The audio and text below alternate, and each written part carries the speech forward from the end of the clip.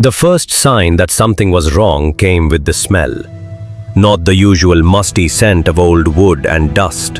This was wet, mildewed, like something had been rotting for a long, long time. Arman didn't even want to rent the room, but it was cheap. Too cheap for central Karachi. Just 2,000 rupees a month, utilities included, no questions asked. The landlady, a hunched old woman with cataract eyes, simply handed him the key and said, "Don't open the door after midnight." He laughed at that, thought it was superstition, folklore. He was from Lahore, had heard these kinds of stories all his life. Jinns, shadows, rooms that breathe. None of them ever felt real, until now. Welcome to Beyond Death Worlds, where every shadow hides a secret, and every sound might be your last. If you're brave enough to listen, don't forget to subscribe, because some stories should never be told, but we tell them anyway. Day 1. The room was small, just enough for a mattress, a table, and a sink in the corner. No windows, one flickering light. The bathroom was outside, across the hall, shared by 3 other tenants, though he never saw any of them. That night, as he was falling asleep, Arman heard it. It was coming from the inside of the closet. A closet with no handle. A closet that had been nailed shut with rusted iron nails. There was something inside. He stared at it for a long time. The tapping never got louder, just consistent, like a clock or knuckles. He forced himself to sleep. Day 2. The closet was open when he woke up. Not wide open, just ajar. Enough to reveal a sliver of pitch-black nothingness inside. Arman stepped closer. Cold air rushed out, like a freezer had been left open. He slammed it shut, straining. Tried to nail it back. The wood wouldn't hold. He called the landlady. Her voice was dry, monotone. "Don't interact with it. That's not your business." Confused. "What is it?" he asked. She hung up. That night, the tapping turned into scratching. Scratching. Skrrr. Scratching. Skrrr. Day 3. The nightmares started. He saw a woman, her back broken, crawling toward him, her jaw dislocated, dragging on the floor, eyes white, blood leaking from her ears, repeating the same words over and over. "Let me out, let me out, let me out." He woke up screaming. He tried to leave, packed his bag, but the door wouldn't open. Not jammed, locked, from the outside. There was no keyhole, just a doorknob that wouldn't turn, no matter how hard he twisted. He shouted, banged on the walls. No one answered. No footsteps, no neighbors.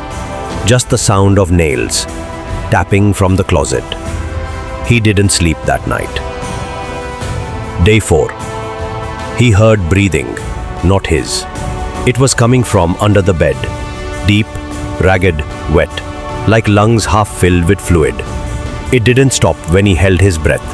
It didn't stop when he spoke. Only when he whispered, "I know you're there." Then silence. Then a giggle. That's when he realized he hadn't closed the closet. Day 5. He tried to break the door, used the table, the mattress, even tried to unscrew the hinges. Nothing worked. The scratching had now become pounding. Bang, bang, bang. From inside the closet. Nails bending, wood cracking.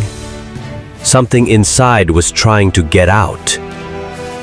He shoved everything he could in front of the door. And then he saw it. On the ceiling. A footprint. Bare. Damp. Upside down. Another one appeared, and another, leading from the closet, directly above him. He looked up. She was there, hanging, head twisted backward, eyes wide open, and smiling. Day 6. There was no more sleep, no more sense of time.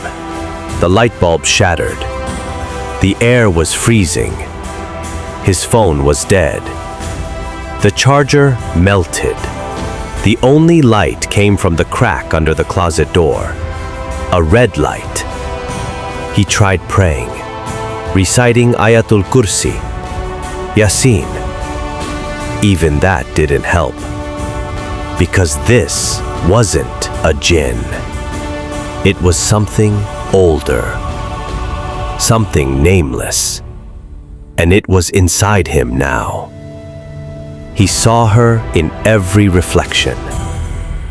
His eyes changed color. His voice echoed, delayed. He felt her fingers moving in his spine, controlling his steps, rewriting his body. He had become the room's next key. They found Arman 2 weeks later when the next tenant came. The landlady smiled. "Took longer than usual," she muttered, collecting the key from his cold, smiling corpse. His neck broken, jaw unhinged, eyes missing. The closet was shut again, nailed from the inside. If you ever find a room for rent that's too cheap to believe it. Because some rooms don't want tenants. They want replacements. Subscribe for more stories that should never be told. And remember, next time you hear tapping behind your closet, don't open it. Not unless you're ready to never leave again.